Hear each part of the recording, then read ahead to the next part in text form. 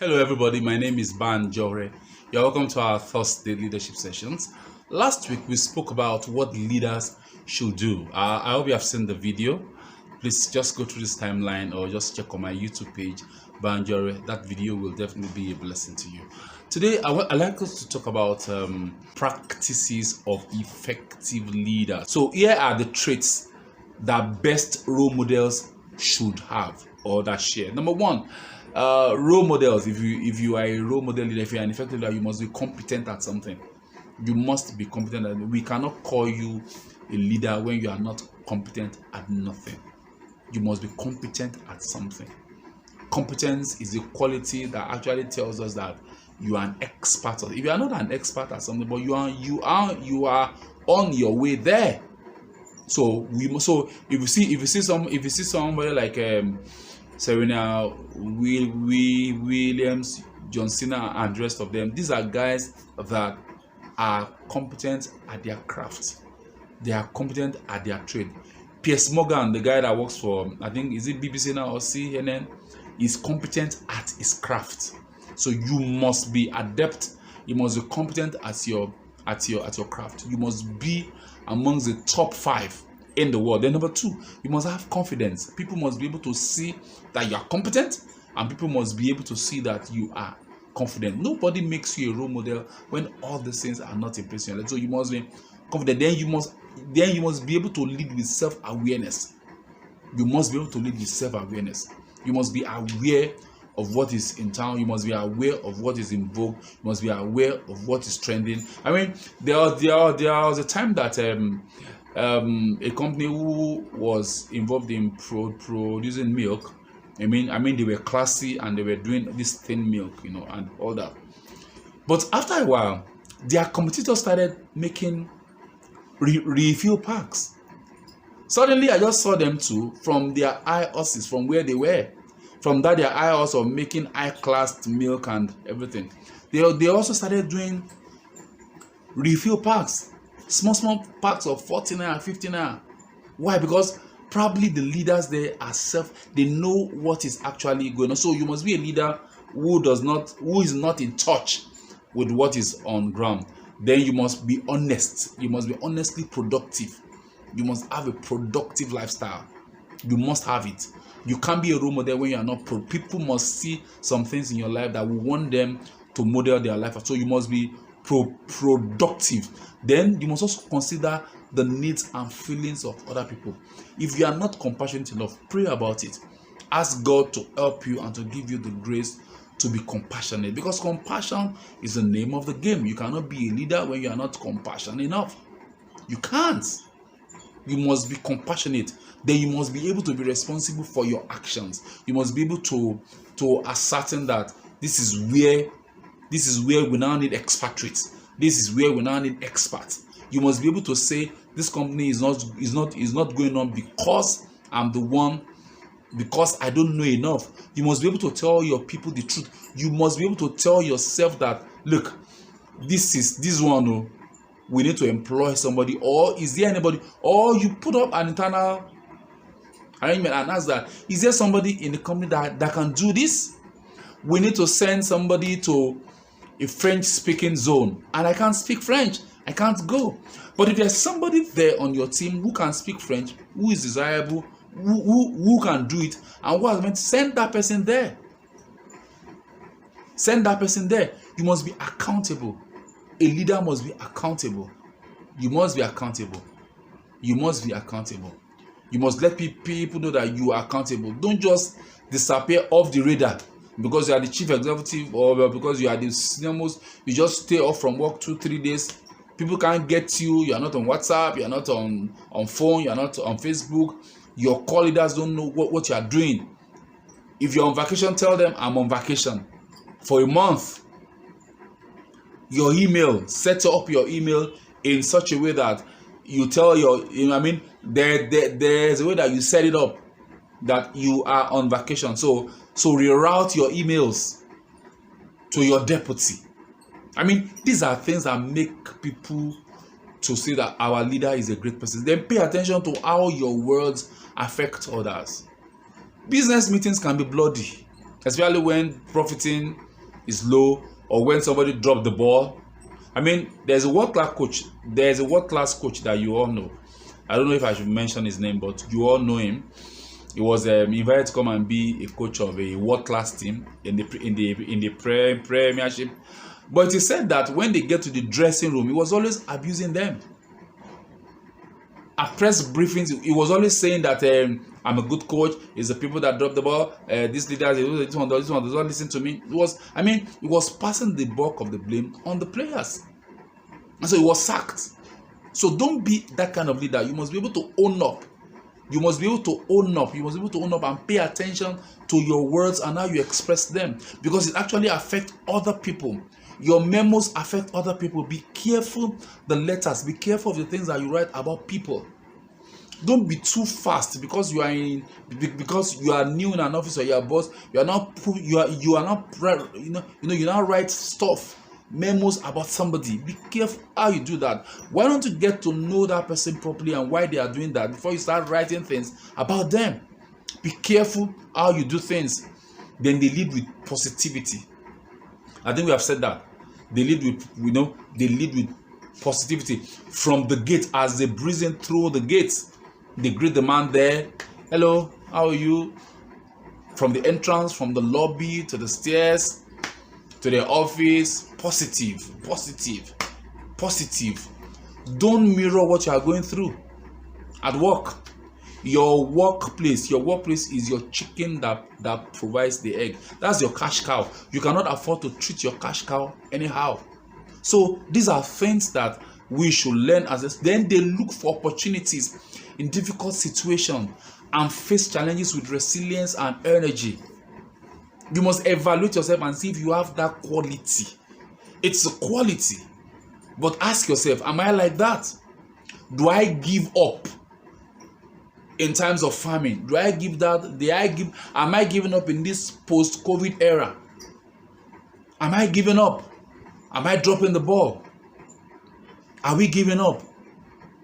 So if you are going to be an effective leader who is a role model, you must not give up. You must have energy. You must bring energy to the team. You must bring energy. I remember I was in the school. I was in the boarding house when I was in Form 2.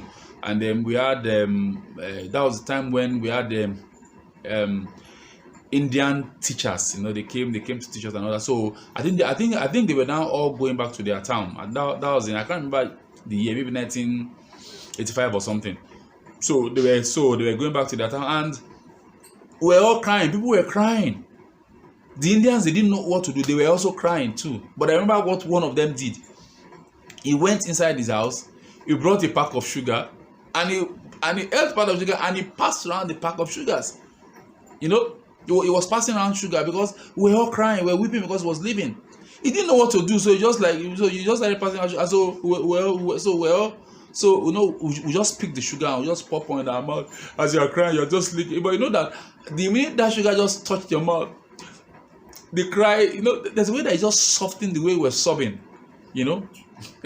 because he just felt that he just had to just look for a way to infuse energy and positivity into what we're going through then, and also he wanted to brighten us up. So every leader must be resilient and must have energy. You must learn to inject energy into your team every time.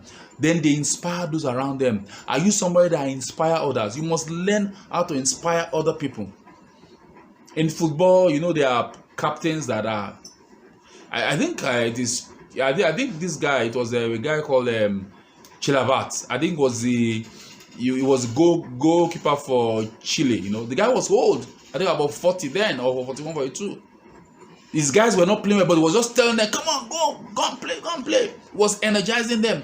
You must be a leader who energizes your people. You must inspire them.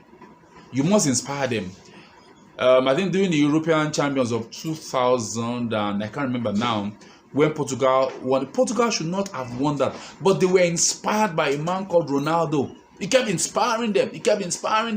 You must be, whatever you need to do to inspire people, whether by a text, by an email, by a short note, by buying something for them, by taking out for lunch. I know a leader that when they started their job, when they started their work, things were a bit tough.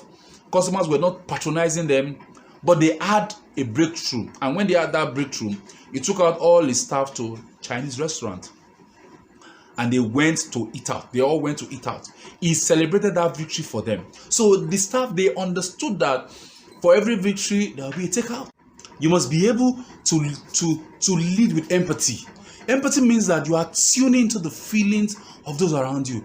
It means that you are meeting people where they are and relating with them with kindness, compassion, understanding. Empathy is a quality that means that you can understand what somebody is going through. You might understand it. So, and it's a very important quality for you to be able to be a role model with somebody. Either in the language you speak, either you're a preacher, either you're a pastor, or probably you are an HR. But probably you're just doing something that people are involved. You must be able to be empathetic towards people. Let's move on. So that means that you must be able to acknowledge humanity. I mean, don't just sack people anyhow. Don't just misjudge and just run people out of work. I mean, empathize means that you know what somebody is going. If somebody that worked for you just lost their mom, and probably like the following week or the following month, they've not really been working well, that should not mean you now sack them. Or probably the man or the woman have an issue at home. So you must be empathetic. You must tune into people. You must be able to. I remember somebody that I worked with, and I know I was busy. I was doing a few things, and I now did something for him, and I wrote a very brilliant piece on the wrong letter headed. And man called me and said, "Look," he said, "Look, I know you know this job. I know you can do this." He said, "But you have to relax and see what you are doing." So he showed me. He said, "See what you have done on the wrong letter headed." I said, "Wow, I'm so sorry." And he asked me to go back and do it again. Somebody else who was not empathetic or was not understanding would just sack me because of that. And so we must be able to know. Then you must be able to lead with humility. You must be humble. Role models are humble. They are humble. We have a lot of people in this country, abroad, that are humble. I mean, you see a lot of billionaires, the way they carry themselves, the way they lead. Why is it that the billionaires, the ones that are very rich, are the ones that dress minimalistically? You see them, they don't really, I don't know, but the ones that are not as rich as, you see them with all the bling bling and all the big stuff and stuff. So we must be humble, be humble, be humble. No arrogancy. Don't be egg-headed. Even if you are egg-headed, don't let it show it in the way you walk. I mean, remove all the plugs, remove all the things that you have put under your armpit figuratively. I mean, learn to just walk without an air of superiority. Everybody knows you are the owner of the company. Everybody knows you are a leader. You might not even be the owner of the company. You might be a positional leader. But please don't rub it in. You don't have to rub it in. That's just child's play. So be humble. Be humble. When you're humble, people can approach you. People can approach you easily. And if the business is failing somewhere, if the system is cracking somewhere, because you are humble, because you are tuned to the feeling of somebody will come and say, "Oga, see what's happening. Oh, this is not good. This is not good. This is not good. This is missing from work. Somebody is stealing from the store. Somebody is replacing the machine with this."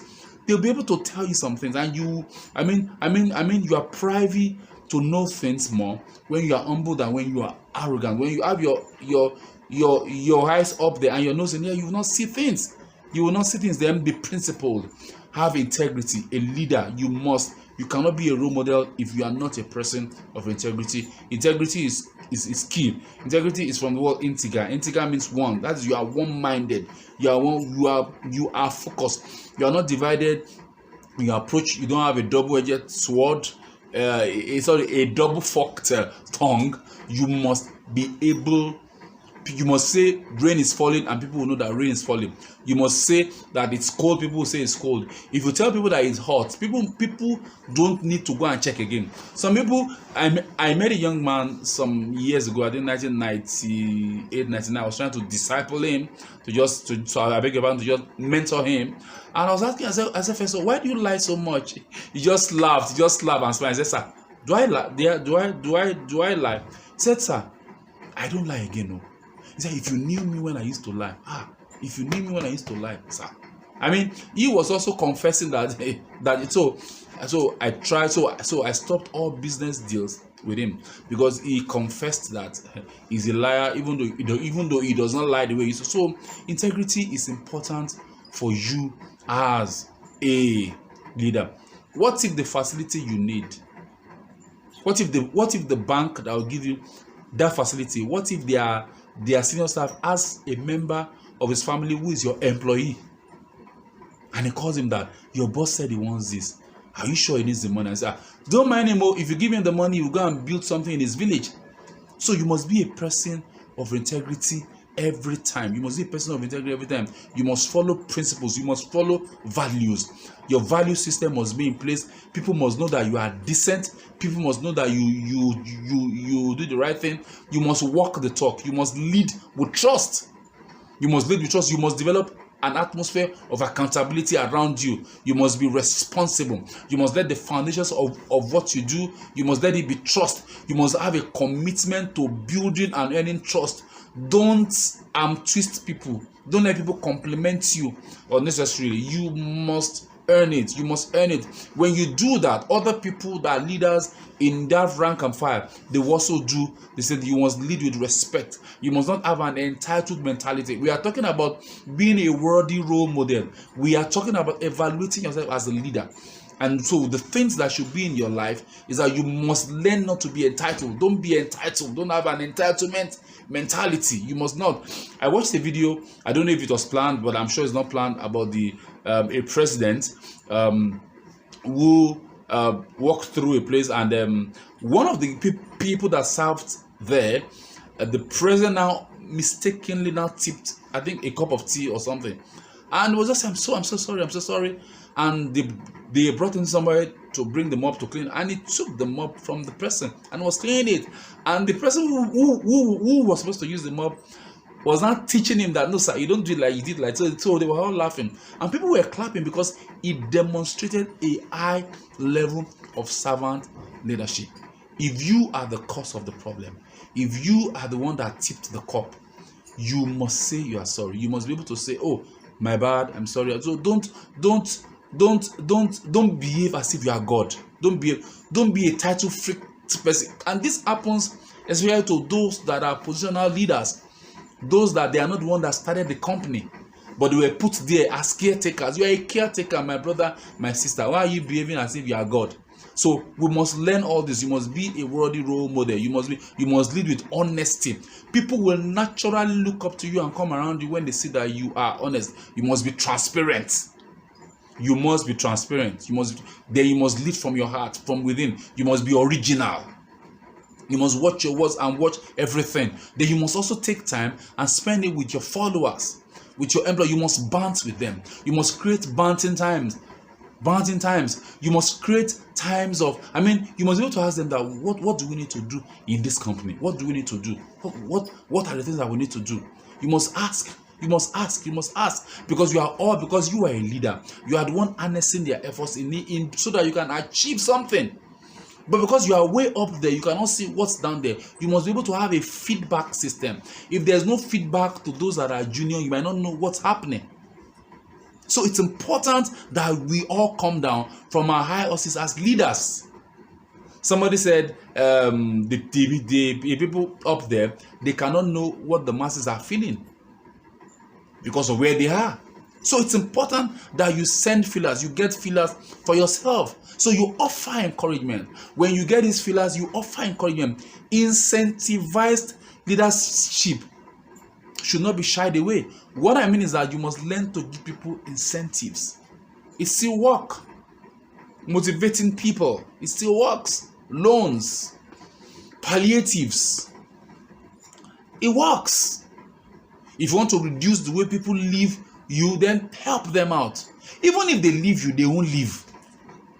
When people leave you, they won't leave. They will still be with you. So you must learn to offer encouragement. Provide accurate foresight.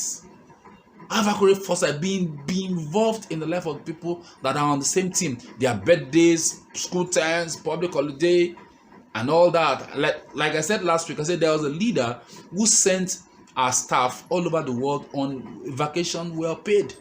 All expenses covered. You are not the only one doing that work. There are people that are doing the work for you. Let your employee, let your followers be paternalistic towards what you do. What I mean is that let them be able to father your vision. When other people are fathers to your vision, then the vision starts to grow.